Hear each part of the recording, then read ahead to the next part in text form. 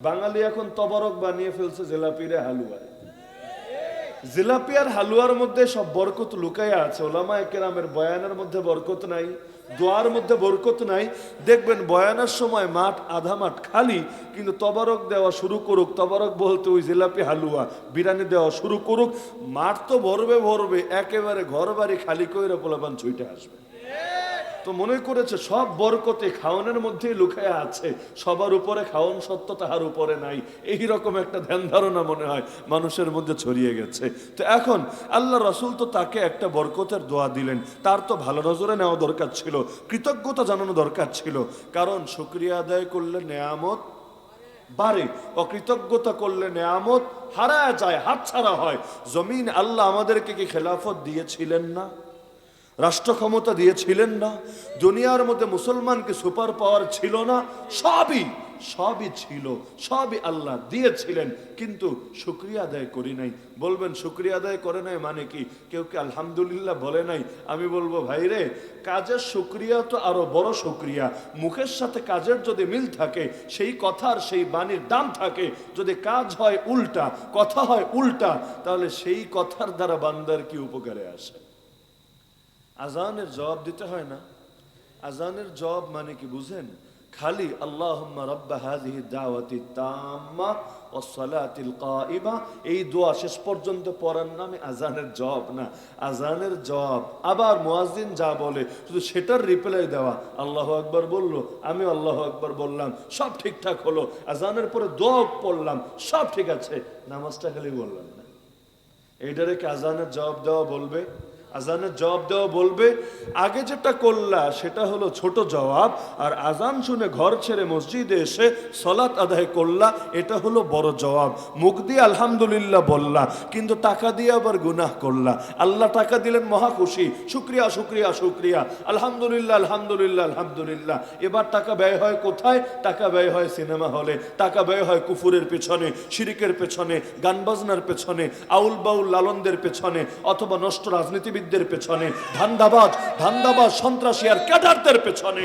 তো এখন মুখ দিয়ে যতই আলহামদুলিল্লাহ বলে, কিন্তু কাজ যেহেতু উল্টোটা করলো, তার আলহামদুলিল্লাহ তার কতটুকু উপকারে আসবে?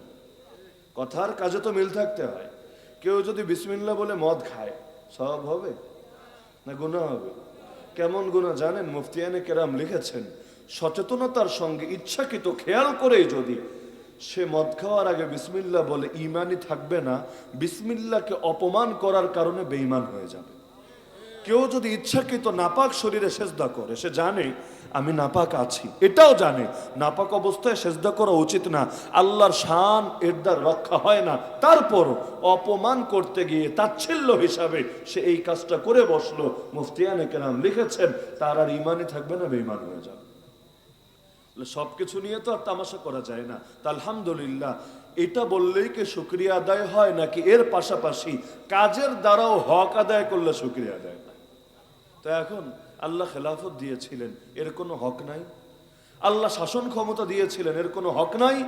আল্লাহ আমাদেরকে এগুলো দিয়েছিলেন নিজেদের পকেট ভরার জন্য না, এগুলো দিয়েছিলেন নারী নিয়ে ফুর্তি করার জন্য না, এগুলো দিয়েছিলেন মদের আড্ডায় দিন কাটিয়ে দেওয়ার জন্য না।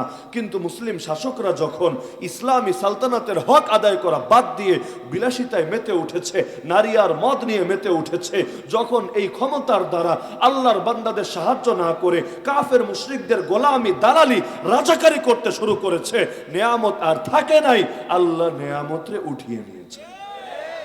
অপাত্রে কেউ কোনো জিনিস দেয় না। আমি যদি নোংরা একটা প্লেট নিয়ে গিয়ে বলি খাউন দেন, দিবেন না, আপনার রুচিতে আসবে না। যদি পচা গান্ধা বাথরুম লাগানো একটা গ্লাস নিয়ে গিয়ে বলি শরবত দেন, দুধ দেন, দিবেন তো না, উল্টো ঝাড়ি দিবেন, দারোয়ানরে দিয়ে ধাক্কায় আমার বাড়ি থেকে বের করবেন। ফাইজলামি পেয়েছিস নাকি? আমার দুধের কি দাম নাই? মধুর কি দাম নাই? খাবারের কি দাম নাই? তোর এই পচা গান্ধা জিনিসে দিবকে নষ্ট করার জন্য তুই কি ফাইজলামি করছিস আমার সাথে? লোকে মাইন্ডে নেবে না, রাগ করবে না? তো যখন মানুষ পচে যায়, যখন ভেতরটা গান্ধা হয়ে যায়, যখন পুরোটাই অন্ধকারে ছেয়ে যায়, রব্বুল আলামিন তিনি তো সবচাইতে বেশি গায়রাতের অধিকারী, আত্মমর্যাদাবোধ সম্পন্ন, অপাত্রে তখন তিনি কিভাবে তার নেয়ামত দিবেন? দেখবেন যারা গুনাহ বেশি বেশি করে স্মৃতিশক্তি ধীরে ধীরে দুর্বল হতে থাকে। বাস্তব না অবাস্তব? যত গুনাহ বাড়ায় তত খালি পেছনের জিনিস ভুলে যেতে থাকে আর ভুলে যেতে থাকে। কেউ কেউ এমনও হয়, এক সময় 30 পারার পাক্কা হাফেজ ছিল, এখন 5 পারাও ইয়াদ নেই। এর মধ্যে কারো তো হালত এমন যে এটা চর্চা করে নাই, বারবার পড়ে নাই, এজন্য ভুলেছে। কিন্তু কেউ কেউ এমন গুনাহ করতে করতে করতে স্মৃতিশক্তি মেধাটারই নষ্ট করে ছেড়েছে। কারণ গুনাহের একটা ক্ষতি হলো দিলের মধ্যে কালো দাগ পড়ে। এক গুনাহ করলে এক কালো দাগ, আর এক গুনাহ করলে আরো কালো দাগ। তওবা করলে দূর হয়, তওবা না করলে থেকেই যায়। এভাবে দাগ পড়তে পড়তে পড়তে কাল্লা বাল রান আলা কুলুবিহিম মা কানু ইয়াকসিবুন, এক সময় পুরো অন্তরটাই একেবারে জং ধরা হয়ে যায়। জং ধরা ছুরি দিয়ে গরু কাটা যায় না, উল্টো কষায়ের ঝাড়ি খেতে হয়। একইভাবে জং ধরা দিল দিয়ে কি করা যায়? নফসেরও মোকাবেলা করা যায় না, শয়তানেরও মোকাবেলা করা যায় না, তাগুতেরও মোকাবেলা করা যায় না। দিল তো থাকে, এই দিল দিয়ে আল্লাহর দ্বীনের আর কোনো ফায়দা হয় না। এটারকেই কোরআনের ভাষায় বলা হয়েছে, অন্তর তো আছে কিছুই উপলব্ধি করে না, কান তো আছে কিছুই শোনে না, চোখ তো আছে কিছুই দেখে না। এরাই হলো চতুষ্পদ জন্তুর মতো, বরং তার চাইতেও বেশি বিপদগামী। এরাই হলো প্রকৃত গাফেল, প্রকৃত উদাসীন। তো এখন নেয়ামত পেলে নেয়ামতের কি শুকরিয়া করতে হয় না কৃতজ্ঞতা করতে হয়? শুধু কথার দ্বারা না কাজের দ্বারা? শুধু কথার দ্বারা হলে এটা হবে ছোট শুকরিয়া। যদি কথার সঙ্গে কাজেরও মিল থাকে, কাজের দ্বারাও বাস্তবায়ন করা যায়, এটা হবে বড় শুকরিয়া। খানা খাইলেন, বললেন আলহামদুলিল্লাহ, শুকরিয়া আদায় হয়েছে, সন্দেহ নাই। এখন এই যে শক্তি অর্জন করলেন, এটা দিয়ে সিনেমা হল কাঁপান নাই, এটা দিয়ে যাত্রাপালা করেন নাই, এটা দিয়ে এলাকার মধ্যে মারামারি দাঙ্গা ফাসাদ করেন নাই, বরং এই শক্তি দিয়ে জিহাদ করেছেন, এই শক্তি দিয়ে দিন রক্ষার আন্দোলন করেছেন, এই শক্তি দিয়ে মাহফিলের আয়োজন করেছেন, এই শক্তি দিয়ে আল্লাহর বান্দাদের খেদমত করেছেন, এই শক্তি দিয়ে বাতিলের মোকাবেলা করেছেন, এই শক্তি দিয়ে লম্বা লম্বা নামাজ আদায় করেছেন, এই শক্তি দিয়ে দীর্ঘ দিন হলেও, দিনটা লম্বা হলেও রোজা রেখেছেন। তখন এটা হবে আপনার আসল, খাঁটি এবং প্রকৃত শুকরিয়া। তো সব জিনিসের শুকরিয়া কয়ভাবে আদায় করতে হয়? 2 ভাবে। আলহামদুলিল্লাহ তো বলবই, সন্দেহ নাই, কিন্তু এটা বলেই কাজ শেষ না, ধাপ আরেকটা বাকি আছে, কাজের দ্বারাও দেখিয়ে দিতে হবে। আল্লাহর রাসূল রাতের বেলা লম্বা লম্বা নামাজ পড়তেন না? কেমন লম্বা করতেন যে নবীর পা মুবারক পর্যন্ত ফুলে যেত। কয় ঘন্টা দাঁড়ালে পা ফুলে আমাকে বলেন? আমার জীবনে অভিজ্ঞতা নাই। পেটে ক্ষুধার জ্বালায় পাথর বাঁধার কি অভিজ্ঞতা আছে কারো? গামছা বাঁধার অভিজ্ঞতা নাই এমন মানুষও কম না।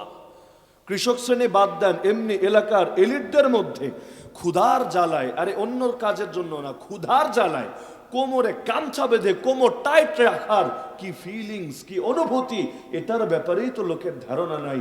অথচ ক্ষুধার জ্বালায় আল্লাহ নবী পেটে পাথর বাঁধতে বাধ্য হন নাই। কেন? কারণ শুয়ে থাকার তো সুযোগ নাই, যে খাওয়ান নাই, শুয়ে থাকি, জিহাদ চালাতে হবে, পরীক্ষা খনন করতে হবে, বিশাল বিশাল গর্ত বানাতে হবে, মাটি কাটতে হবে। তো বাংলাদেশের মতো এমন নরম মাটি না, পাথুরে মাটি, এগুলো কেটে কেটে গর্ত বানাতে হবে। না বানালে মদিনা সুরক্ষিত থাকবে না, কাফেররা হামলা করে বসবে। যদি কাফেররা হামলা করে তাহলে ইসলামের পরাজয় হবে। এ কারণে নিজে মরলে মরবে, কিন্তু যে কোনো মূল্যে ইসলাম জিন্দা রাখার লড়াই চালিয়ে যেতে হবে। তো এখন পেটে ক্ষুধার জ্বালায় পাথর বাঁধতে বাধ্য হয়েছেন, তারপরও আল্লাহর দেওয়া শক্তি দিয়ে লড়াই চালিয়ে যাচ্ছেন, এটাই কি আসল শুকরিয়া না? রাতের বেলা পা ফুলিয়ে ফেলছেন নামাজ পড়তে পড়তে, এটাই কি আসল শুকরিয়া না? আম্মা জান আয়েশা রাদিয়াল্লাহু আনহা জিজ্ঞেস করলেন, ইয়া রাসূলুল্লাহ, আপনার আগের গুনাহ মাফ, পরের গুনাহ মাফ, তাও এত কষ্ট করে ইবাদত কেন করছেন? রাসূল জবাব দিলেন, আমি কি শুকরিয়া গুজার, আমি কি কৃতজ্ঞশীল বান্দা হব না? আফালা আকুনু আবদান শাকুরা।